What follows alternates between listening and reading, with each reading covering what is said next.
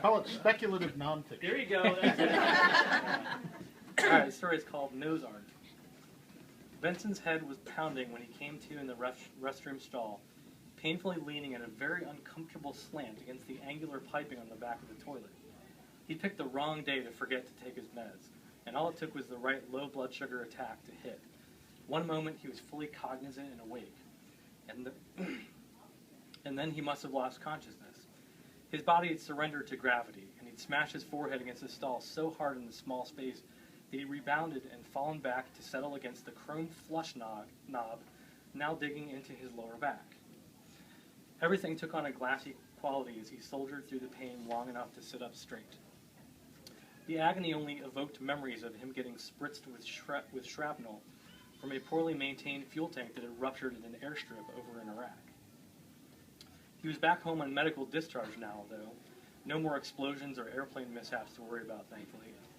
Forcing his consciousness beyond the barrier of oblivion, he made himself decent and staggered out of the stall door to study himself in the mirror.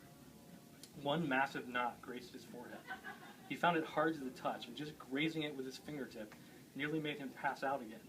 He sighed. There'd be no easy way to explain this one to his friends, and he'd never live it down if he tried. Walking out of the bathroom, he was startled at how dark he found the hallway. And still, deathly still. The overhead lights were dimmed in most places, completely turned off in others.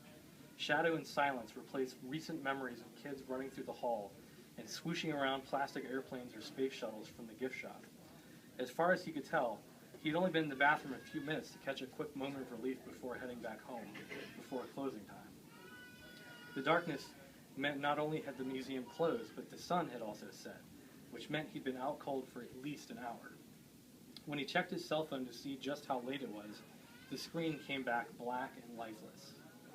This is how Benson Caulfield found himself locked in the National Museum of the United States Air Force after hours, alone.